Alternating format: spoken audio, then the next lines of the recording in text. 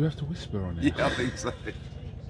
This is KUGAN CASSIUS Rifle TV in association with MTK Global. Are we allowed to even do this on it? I don't know. I think like people film stuff all the time now, don't they? So I guess so, but it's a bit weird. And we probably have to talk a little bit softer. I know, but if we were just having a conversation normally, no one would batter an eyelid. That's true, but you are holding the camera. I know. And actually, like, do you think you need an upgrade? No. No. I'm not talking about the mic issues, but... Why are you offering? No, but you've had that for a while, and I know how technology passes you by. What on earth do you know about cameras? Not a lot, but I could probably talk for a couple of hours on it. I'm going to hide this. If you could tell me this... Is that good? If you could tell me the model number of this camera, because you said I've had it for a while. It's a Canon EFS. What's the model? Oh, hold on. No. I know it's a Canon. What? It's a bit like saying you've got... It's an 18-55mm. That's the lens. I was trying so hard to read it off there. It's a 70D. But it is an EFS, yeah? Is it? Oh, it's an EDS 70D. It's on the strap. I could have got it there. Yeah. Oh dear. We're on our way up to Sheffield for the Carnbrook. No, not the Carnbrook presser. For the Brook Rabchenko presser. Yeah. People want to know who you're texting. Actually, my missus. Oh, okay. Fair enough. Sorry, mate. No, it's alright. Boring. She's not boring, but I'm just saying that, just in general. Because your missus, it's incredible how many different types of people watch these videos. IFL videos. I don't think she watches them. She does. If you do, I love you, baby. I love you, baby. No, she don't. Well, she used to. Mate, I don't think she wants to listen to me prattle on for half hour. Everyone in your office watches your videos, don't they? Not sure. I think they used to. Maybe they're not. The competition watches the videos. But boxing... So remember, not everything I say might be true because I'm here to deceive you. Oh, can you believe, right? Josh Taylor's fight got announced on March the 3rd, the same night as Kell Brook. I can't believe it. I mean, just, it's not good for the fans. Actually, you have a point there. Look, they don't. No, but just they didn't want to go on the same night as Kell Brook. It was the only night they could probably get the hydro. But you know, it's stick is you put Khan up against Frampton. I haven't seen one tweet about Josh Taylor's going the same night as Kell Brook. To be honest, I saw a stat. You what? I saw a stat. I don't know if it's true because you see things on Twitter and I don't know if it's true. Oh, you saw a stat? A stat. Okay. And it said that last year, 2017, I think it was only 3 times in the whole year that you clash shows with Frank. That's good, isn't it? Well, let's actually, it's in April, so that'll be the first clash of the year. Yeah, because it's not like a regular thing. The Clash of the Titans. Well, one Titan, some other geezer. Don't be harsh on yourself, you're more than just a geezer. Oh, good banter, son. Yeah, so no, it's just how it works out sometimes. We're on our way to Sheffield. We're on our way to Sheffield. We're on our way to Sheffield. It's like an Arsenal away day for you, isn't it? No, I don't really go away anymore. Don't you? No, I'm usually at one of your shows. Or someone's show. Kell Brook. Yes. What did Kell say when you told him? Did you tell him you were signing Amir Khan before or after? So, we were sat in, I think, Nando's in Sheffield, which Kell would say, Nando's, and I said to him, this was back in like October, I'm talking to Amir Khan. Because originally Amir was going to box in December. Well, there's Joan very shortly arriving at East Midlands Parkway. Oh, East Midlands Parkway is the next calling point. Departing this station, the next calling point then is Long Eaton. And I said to Kell, Long Eaton does have a short just let you know I'm talking to Amir. Coach G will not be available might do a couple of fights with him, and you never know, obviously that could lead to a fight with you. He's like, he's heard it so many times before with Amir, you know, he just sort of said, oh yeah, right. And then the night before the announcement, he texted me and he said, oh, and I told him about a month before I said, you know, I believe we're gonna get Khan. We're gonna work with him. And he texted me the night before the announcement, because obviously the rumours were going around. And he said, "Is Khan Simon Matchroom?" It's a bit awkward, really.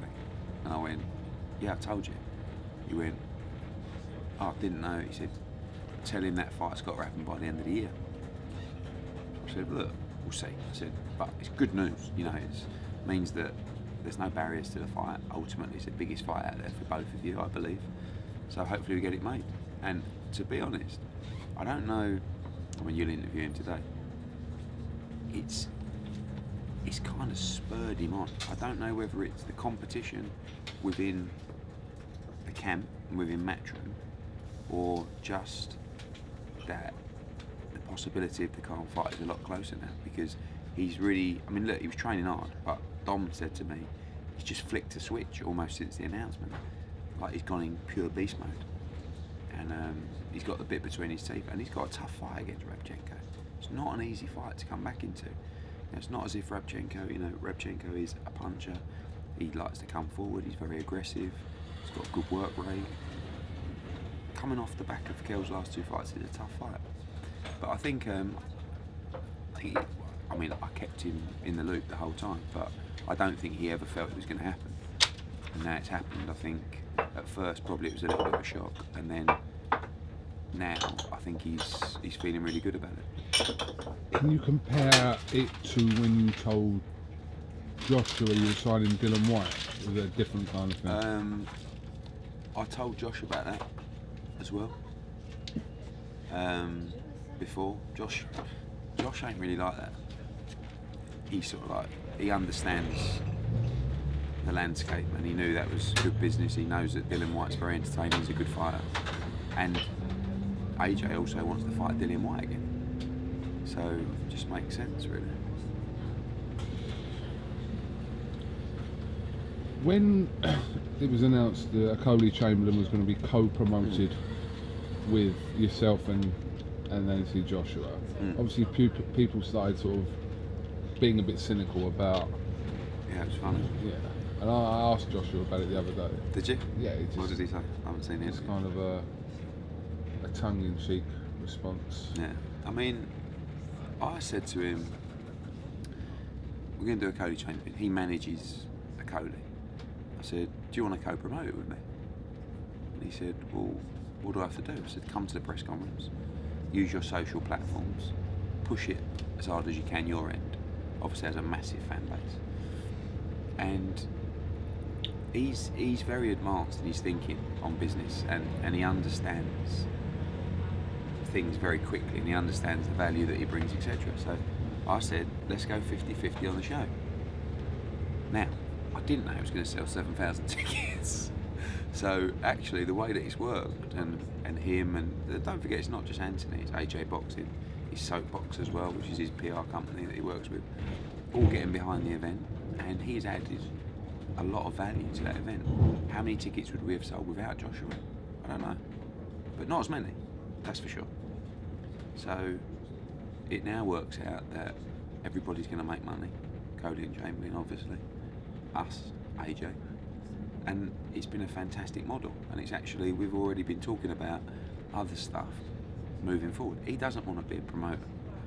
He doesn't want to traipse up and down the country with you on East Midlands trains. Nothing wrong with East Midlands trains, very nice. The seat's not that comfortable, and the toilet floor was a bit wet, but he ain't got the time or the passion for it to be doing that kind of stuff. But what he can do, and what we're going to hopefully do more of, is add a lot of value to certain events, and it's worked out really well. Does it concern you though about? Well, as you're now arriving at Long Eaton is the next calling point. Once again, your rear coach, Coach G, will not be platformed out to Long Eaton.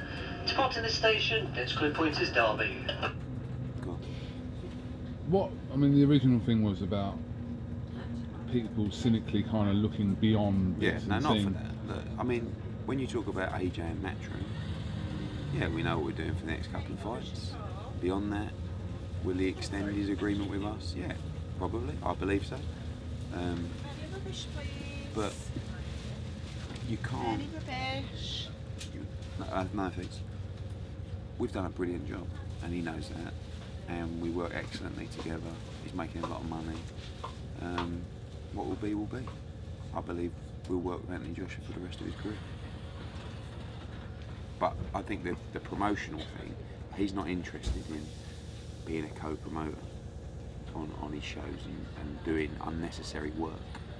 He does so much already, like commercially. Now he starts camp next week. There just isn't time. And he knows about the difficulties and the pains of promoting, especially stadium shows. It's very difficult. Where do you think it leaves yourself and Matchroom Sky without Anthony Joshua? Because still doing 20 shows a year, still doing pay-per-view shows. Do you believe that there's a massive gap there between where Joshua is and then kind of whatever's after that, or not? Do you not see it like that? Yeah, look, he's a massive standout star. But like any business, if we had an argument and we fell out, you crack on, you carry on. Whilst you have dates, whilst you have pay-per-view dates, especially with Sky, you're in a very dominant position in the marketplace. But I don't,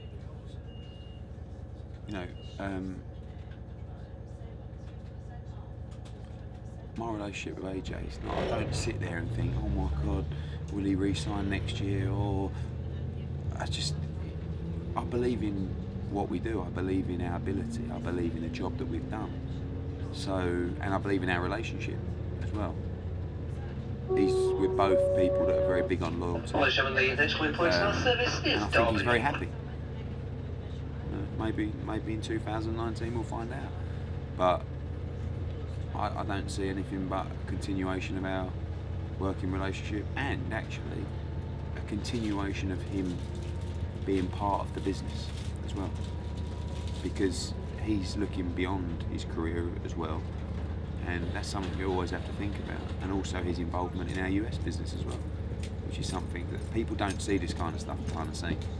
So do you concede that Joshua is your only outright pay-per-view star at Matchroom? And regards to the others, there have to be in a certain when you talk fight. about outright pay-per-view stars, doesn't in matter British who he boxing, fights. no, but in British boxing, Well, he's probably the only one. possibly. Possibly. Yeah, possibly. But you don't really, when you talk about outward pay-per-view stars, you don't really want to start making pay-per-view star against standard defence. Do you know what I mean? But he's had that once, really. Other than the depths of the card, because some cards have been, but the Takam really was the first time where it was Anthony Joshua in a big stadium with a standard defence, and I don't think those fights really remain for Anthony Joshua in this country now. Do you know what I mean? Because I think when you look at it, you've got Parker, which is a huge unification fight. I do believe there'll be a fight abroad, if it's not Wilder, in sort of August time. And then you've got Wilder, you've got Fury, you've got Pavek, they're all big fights. So there aren't really any standard like pay-per-view. But if you look at it like a standout pay-per-view star versus anyone, if you do too many of them, you're going to lose momentum. So you look at like Khan, Brook, Bellew, are they pay-per-view stars against anyone? No. Who is? Fury, I think Fury's return would be pay-per-view with us, against him. Not against anyone, but against the, but no, like I say, I'm confident. We have a plan together. Our plans are not, we're not talking about our plans over the next 6 months, we're talking about our plans over the next 4 or 5 years already, and working on relationships with partners for that period, so I'm pretty comfortable. Do you see anyone who's in your stable now that could be kind of replicate what Joshua's done? Is it? I don't think you'll see it. I'm not sure you'll see it again in terms of draw. Look, we live in a world where, in a business where 3 years ago, if you could sell out the O2 or the MEN, it's incredible, wasn't it? 4 or 5 years ago. Yeah. And now we're going to 80,000 stadiums and selling them out in a day with Joshua. But no one else could do that. The super fights could do it. Brook Khan could do it. Hey Bellew could go to a stadium. But they're one-off fights. So I think this is the first time this has ever happened in British boxing, and that has happened because the work that Anthony Joshua's done inside the ring and out, the promotional job that Matchroom have done, the job that Sky have done as well, the job that AJ Boxing and Soap Boxing. It's a very, you know, it's a big team of people all pulling together, and I'm yet to see one bad move that has been made in a 4-year career. Not one. Every move has been absolutely spot on. So, because people say that Anthony Joshua could do all this himself now. Not. You don't believe that? No. He knows that as well. It's not that simple. You don't create these events. You don't go through the logistics and the operations. These are specialist jobs done by specialist people, and could he put a team of people together, 8 or 9 people together, and try and do the same kind of job? Yeah, that's a possibility. Probably cost him more money, but I don't think that. Why would you do that when you've got the best in the business? What Anthony has is total control, and that's very important to him. And I don't believe he could get that anywhere else, because other people will be wanting, and also there's a lot of untrustworthy people in this business, and he knows that as well. And I think he has such a perfect product and model that everything's perfect. So it's not a cut. I don't think he wants to go out and employ a staff of people, and he's got that. He's got his people. Do you believe that there's people out there, because I do, that are waiting for Anthony Joshua to lose, to fail, for the bubble to burst? Of course. I said something similar to him last night, and that he has to watch himself and watch his back, because this is a dirty business, and there'll be all kinds of people dying for him to fail. Not really fans, because they know, but in the business, you know at the end of the day, you know how many people in the business would love to see Anthony Joshua get on it. I said this in an interview. If you go back, I think, to our Charles Martin interview, and I got criticised for it. And I said, do you know how many people would love to see Anthony Joshua lose to Charles Martin for the world title? And people said, oh no, they don't. Trust me, in the business, you're nodding your head. Yeah, of course. And that's why it's almost like, in the business, it's us against the world. Because what you also don't see is the job that we're doing with the governing bodies, dealing with exemptions, dealing with mandatories, dealing with the politics. That's even tougher sometimes than actually putting on the show and steering the ship and ducking and diving in the landscape, because before you know it, that's on someone's butt, and your whole career is up in smoke, because you can't afford in this business to take your after ball.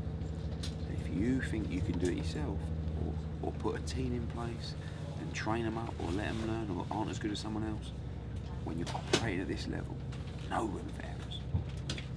No room for errors. And I live and breathe the business. I live and breathe our fights, and I live and breathe Anthony Joshua. I know exactly what is happening all the time, every move, with every governing body, with every penny, and it's solid as a rock. Ladies and gentlemen, very shortly arriving at Derby is the next calling point.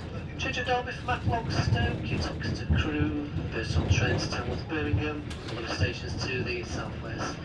Don't check Derby, retain tickets, ticket barriers are in operation.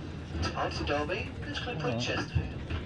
Do you think people would want him to fail because they want you to fail?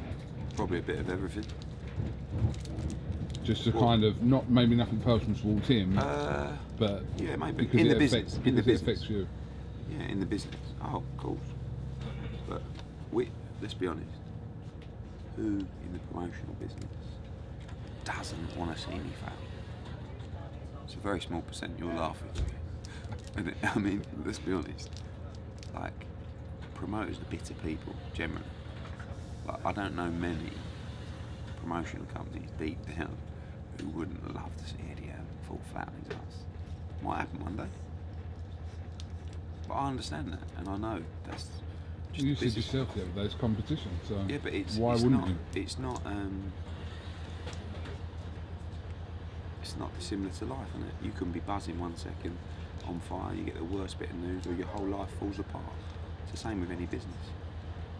But if you've built a business correctly, and you have solid accounts, and you have a solid structure, and a solid plan, and smart thinking, you shouldn't really get yourself in that position.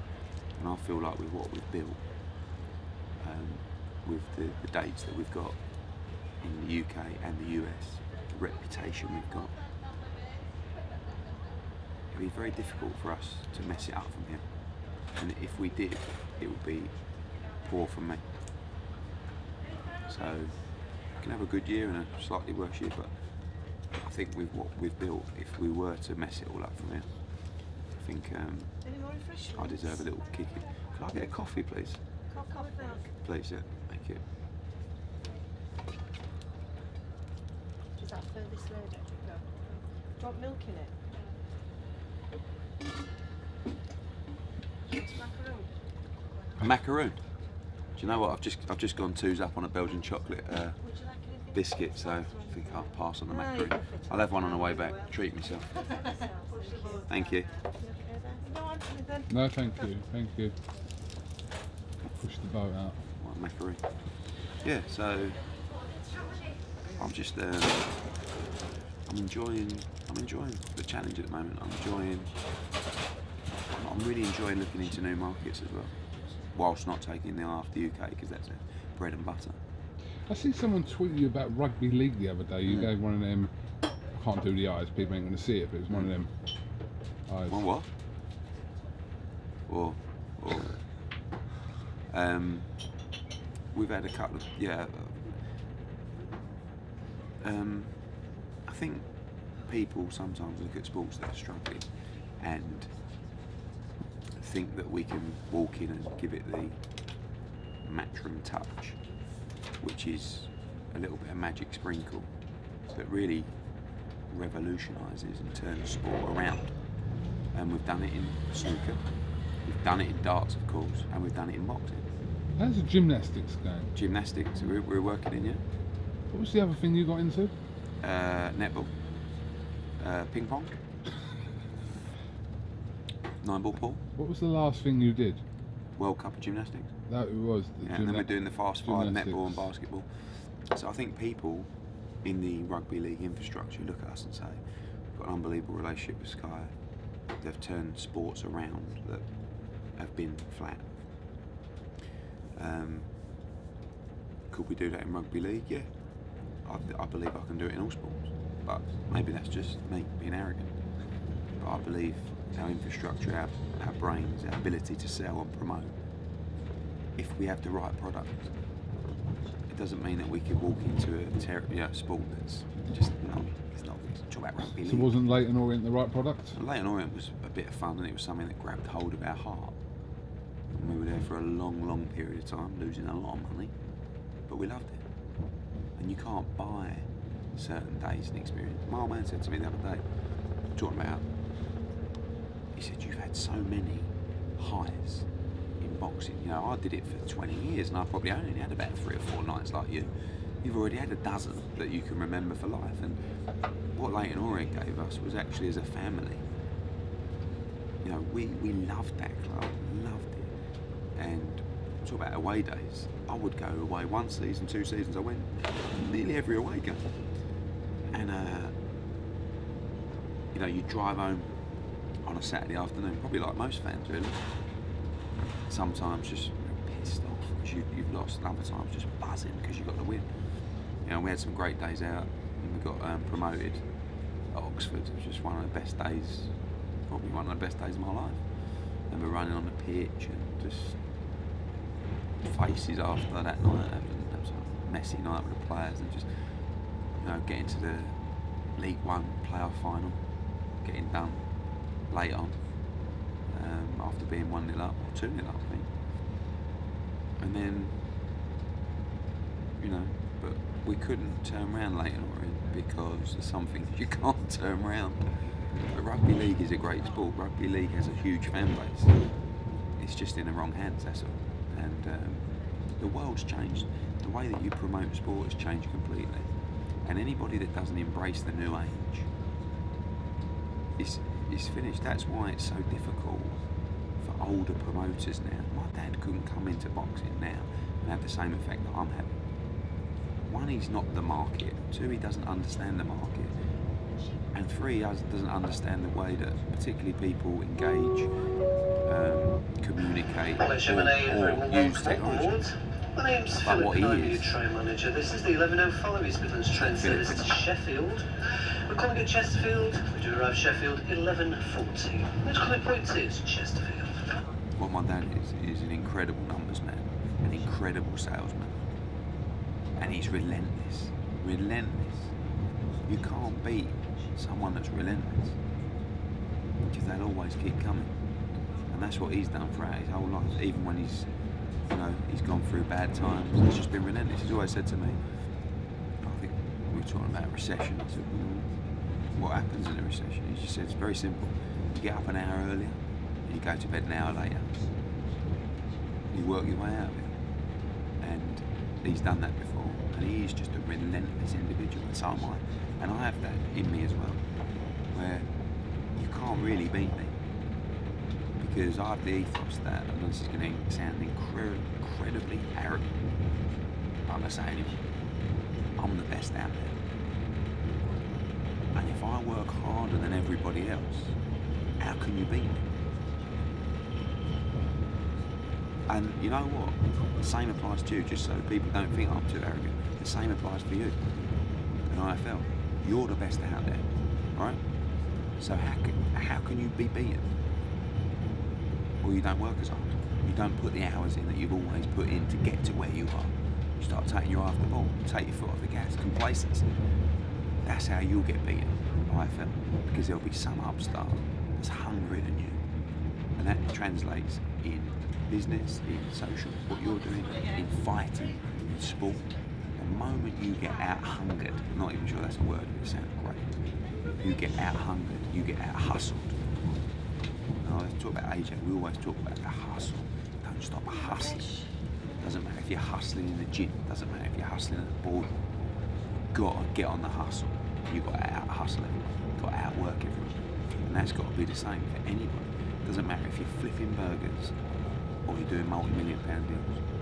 If you do your burger, if you're working in a burger shop, if you're working in McDonald's, you've got to out-hustle everyone. You've got to get beyond them. It don't matter if you're right. Yeah, go on. You've got to out-hustle everyone. You've got to outwork them. You know? Did you ever have a job? What do you think? I just walked out.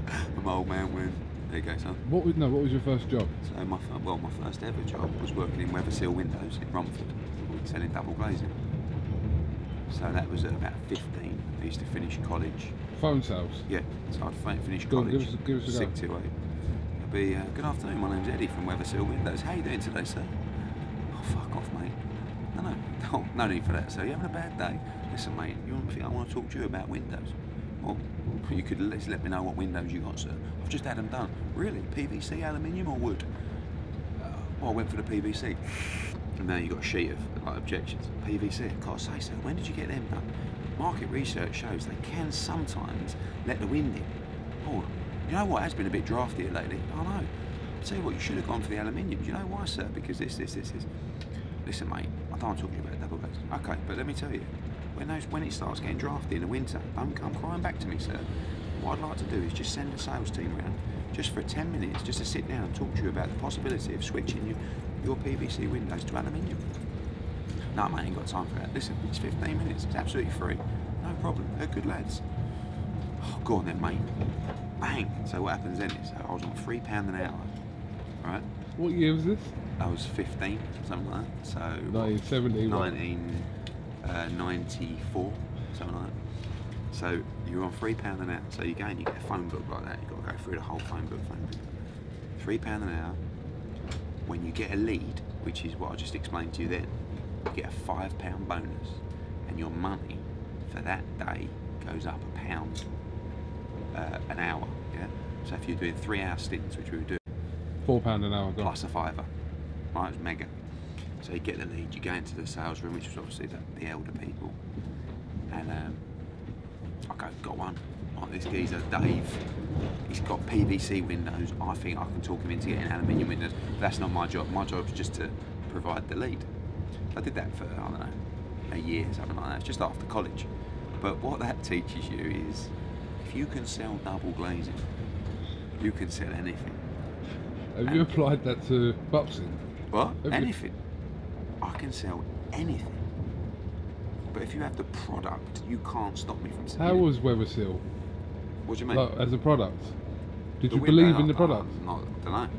They told me it was great. Is it still going? I think so. Great plug for them here. But but it was back in the day, so I used to go in there, and there was a variety of people. So there was students, there was elderly people. This is doing the calls. I just remember people would like bring their dinner in, and everyone was smoking in the room, in this room with everyone on the phone. So that was grim. So then I went. This is when I was at college. Did my A-levels at college, and then I applied to loads of different sports marketing and event companies, sports event companies in London. And you know, back in the day, Advantage International, IMG, going for all interviews. And I started with a company called BDS Sponsorship, which was a sports sponsorship and an event company. And I remember going into the interview, there's a guy called Richard Busby, who's quite well known in sports sponsorship. And he's sort of looking at my CV, and I think there was something in there that would say like work experience at Matchroom, you know, in the CV. And I remember him looking at it, he goes, "Are you in relation to Barry Hearn?" And I went, "Yeah, I'm his son." He went to me, "What are you doing here?" And I said, "I want to go out and I don't want to just go and work for him in Romford." And at the time, I wanted to be in town. I was 18 years old. I wanted to be in the West End. So he said, "Okay, fair enough." So he gave me a job. And that was at BDS Sponsorship. And then my job for the first year was to input potential sponsors into the sponsorship database. So I'd have to phone up a company, might be Coca-Cola. "Hi, please could you tell me the person in charge of your marketing and sponsorship, please?" "Yes, it's so-and-so," and then get his details, input into the database. I always remember, I used to sit here, and Richard Busby's desk was there. It's probably only 6 feet away. And he always used to be on the phone, and he had a chair on rollers, and he'd roll back and he'd drink his coffee, and he'd go to me with his empty cup, and I'd go, and have to make him one, and I'd come back and sort of give it to him, and think, "Fucking arsehole, one day I'm going to be fucking 8 times the size of you, son." And now I am. And yes, I was there. Then we moved. We was in Covent Garden. Then I moved from, still with the same company, moved from Covent Garden over to Old Street way. Hold on, it's back up. Apologies. Yeah, Covent so Garden. went from Covent Garden over to Old Street, and I started selling some sponsorship, and they could tell that I could sell, and I knew what I was talking about. I was involved with some quite big deals, BT's naming right deals of Hampden Park. I was involved with a team that sold that, some Cadbury's deals with the Premier League and stuff like that. Anyway, they made me head of sponsorship sales. I was 20, and I had this little office upstairs. Anyway, one day, I'm sitting in the office, but there was a sales director, and I was sponsorship sales manager, and there was a sales director. One day the phone goes, so I pick it up. "Hi," it says, "Yeah, we're calling from so-and-so recruitment. Could I speak to the head of sponsorship there, please?" And at the time, the person was away, who was the head of sponsorship. So I went, "Yeah, that's me," because I thought it might be a deal coming in for me. I said, "Yeah, it's me." He said, "We're phoning round and we're speaking to all the heads of sponsorship to see if you'd be interested in coming for this job as head of sponsorship and sales for LEA." LEA was London Events Agency, which was quite a big company at the time.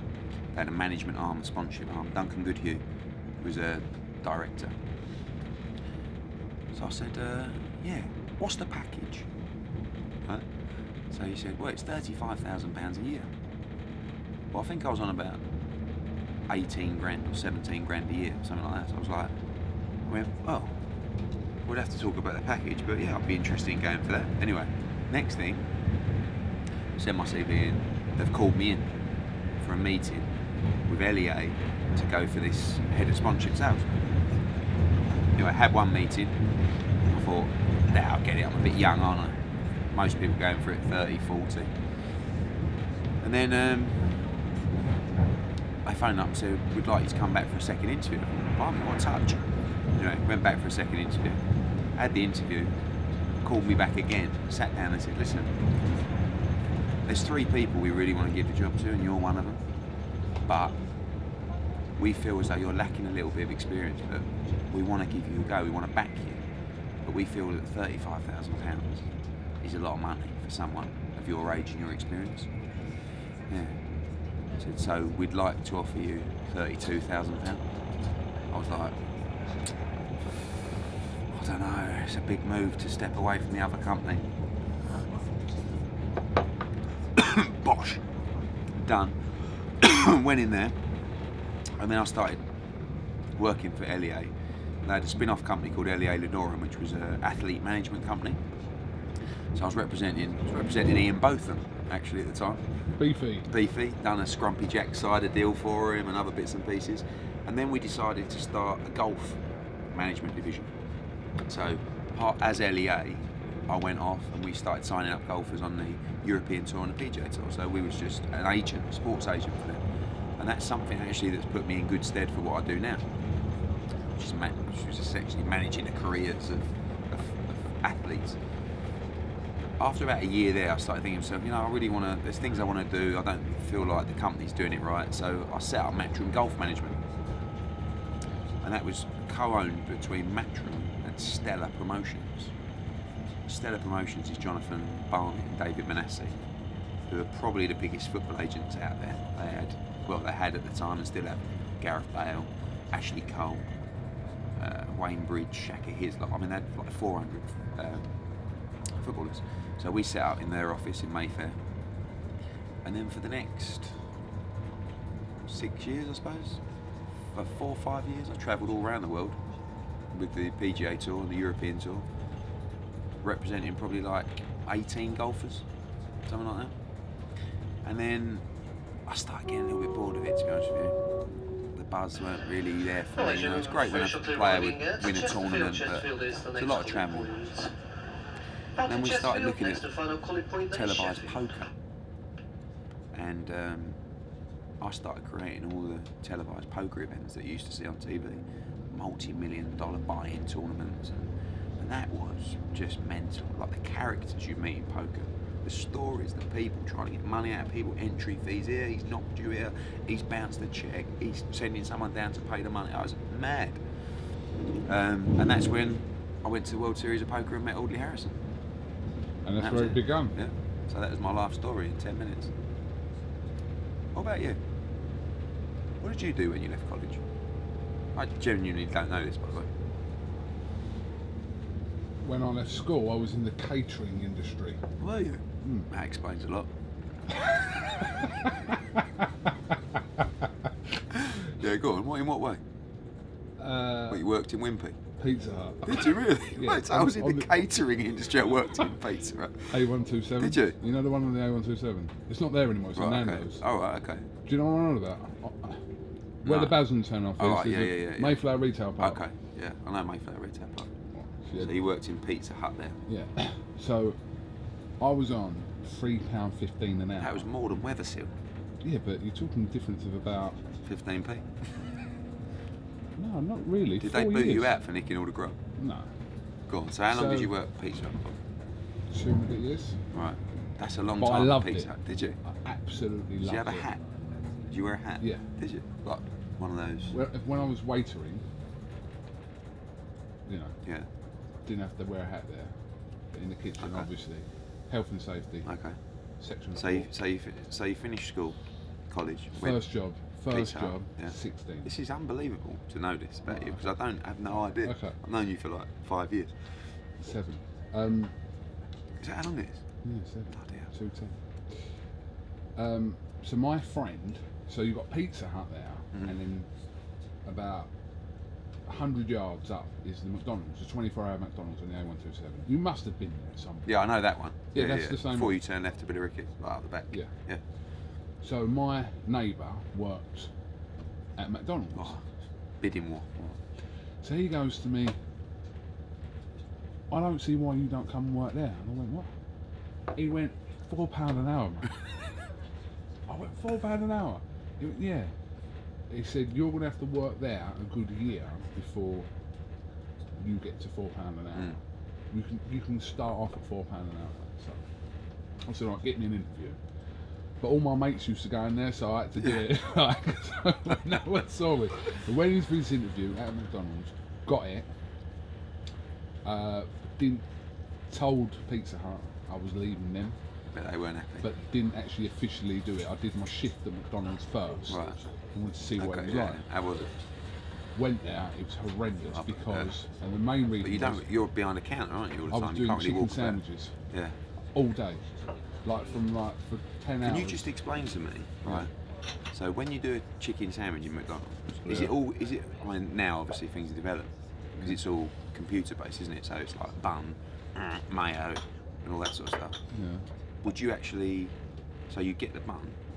Would you add the lettuce and mayo and then stick the little chicken? Can I be completely honest with you? I don't remember. Right. Okay. I don't remember, but I remember it getting to. So my shift was 12 till 10. Right. And it got to like 8 o'clock, and the guy that long was old shift. coaching me doing the chicken sandwiches, The Roy. chicken salad coacher. Yeah, Roy, his name was. I wonder what Roy's up to now. Roy, if you're there, get Roy. in touch. He might be watching this. Roy, if you used to teach KUGAN CASSIUS how to make chicken sandwiches on the A127 McDonald's, get in touch. You've got 2 tickets for a Cody Chamberlain. Everyone's going to be coming out with me, but I know what Roy looks like. Okay, good. Just as well, really. So Roy goes to me at 5 to 8. Do you finish at 8 or 10? I said, what's the time? He went 5 to 8, and I went 8. Yeah. So I left there. I went back to Pizza Hut. Did you? Towel They between took my you legs. back? Yeah, it took me back. I said, I've made a You must have terrible been good. mistake. Terrible mistake. It wasn't for me, blah, blah, blah. And I went back to £3.50 an hour, but I was happier. Good. I was earning less money At at the a end of the day, job. you know what that is? Life lessons. Don't get unhappy for 50p. It was 85p an hour. 3.15, I thought you £4. said you went back at 350. No, 3.15. Oh, still. right. Okay. All right, don't make yourself unhappy for 85p. That's the rule of life. And then how long was you back there for? So from then, I went to college in Southend. To study what? Oh, do we have to go into this? Yeah. Drama. No, I did my Ballet. A levels. Right. So I did maths, law, and English lit. Bloody I hell. know. Mine were Mickey Mouse. I done business studies, that were Mickey Mouse. PE, which actually weren't Mickey Mouse either. It was very hard. Anatomy, biochemistry, everything. And communication and media studies, right? So, but what happened is I went to Brentwood and my GCSEs were poor and they wanted to kick me out because I didn't really get the grades down to the 6th form. But I was like captain of the cricket team, weren't bad at football. And my old man was like, you know, you've got to keep him on for the sports. And they were like, no. So I went to Havering College in Romford, which is like not the best. My dad said to me, listen son, you've got to go and get your A-levels, you've got to get... He said, for every pass you get for your A-levels, like A to C, I'll give you, he's like 500 quid a pass. I went, what if I get an A? He went, son, you ain't going to get an A. I went, no, but what if I got an A? He went, fucking, I'll give you 10 grand if you got an A. I got an A in communication and media studies, right?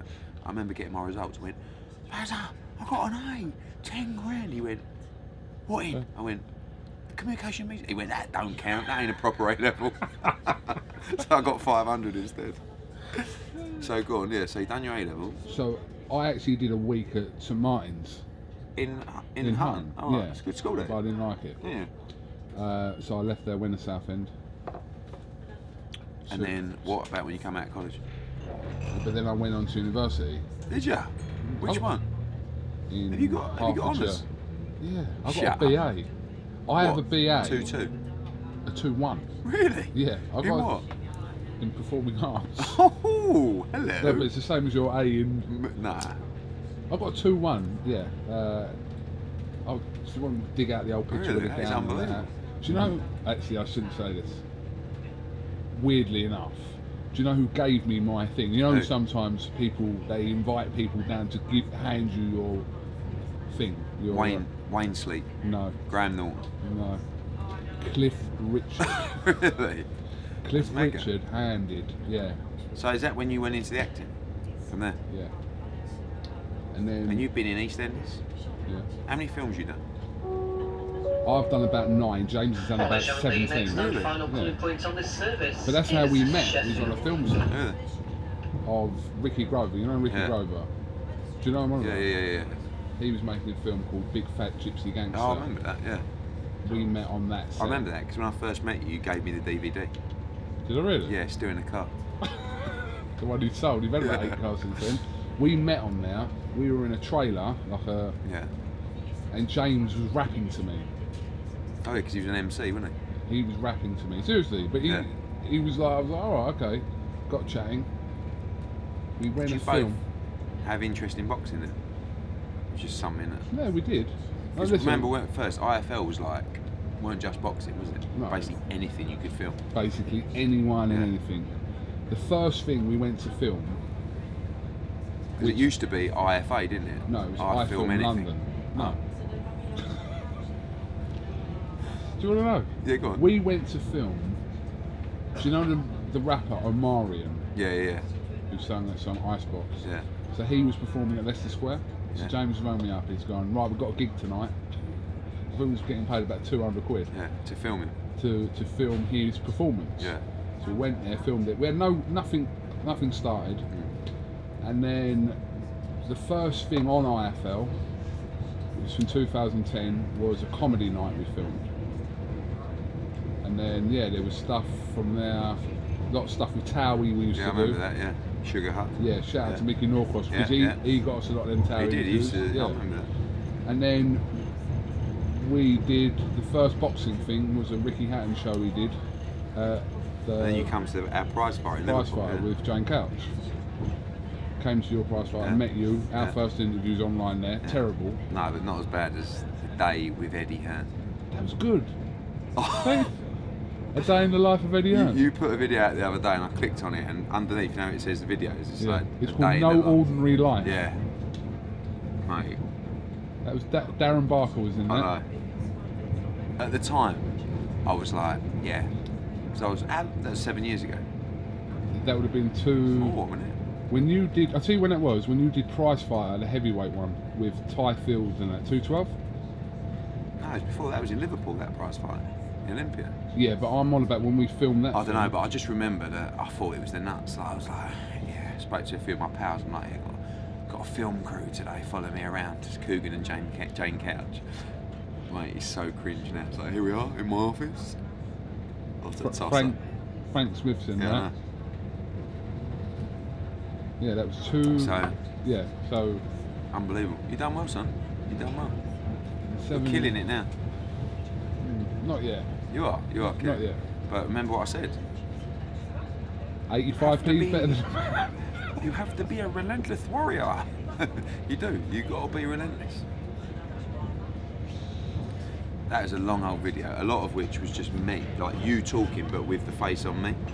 That's alright. It's good. As long as we've learnt today. You've learnt. I've learnt about Weathersill windows. Yep. Shout Shout out to Weathersill Windows. And rest in peace, Pizza Hut on the A127 because it's not there no more. I'm just gonna Google Weathersill Windows. Do you know what we could do? We could go in there. Oh, definitely. Where is it? Weathersill Romford. Windows. It was. Used to be Do you think they got a picture opposite of the you ice up there? rink. No. But I was in New York airport a couple of months ago, and some bloke came to me and went, "You used to work for me." I thought, "Did I?" And he went, "Yeah, Weathersill Windows." I was like, I said, "Is that still going?" I think they sold it, like to a big window company. But what an interesting conversation. Indeed, indeed. The moral of the story is, be relentless, work harder and want it more than anyone else. Because you can't really buy or grow ability or natural ability. But hard work gets you so far. And if you've got hard work and ability, the potential is endless. On that note, Yeah. Eddie Hearn, unless Kell Brook looms out of the press conference today and smashes Dave Allen with a Dave chair. Allen fighting Leroy Thomas. What a great fight. Gamaliel fight against Gavin McDonald. Brilliant fight. Kid Galahad returning on the card. Atif Shafiq against Lee Appleyard, little Sheffield derby. And a few of our youngsters as well. So March the 3rd, Sheffield Arena. Don't miss it, baby. Thank you very much. Oh.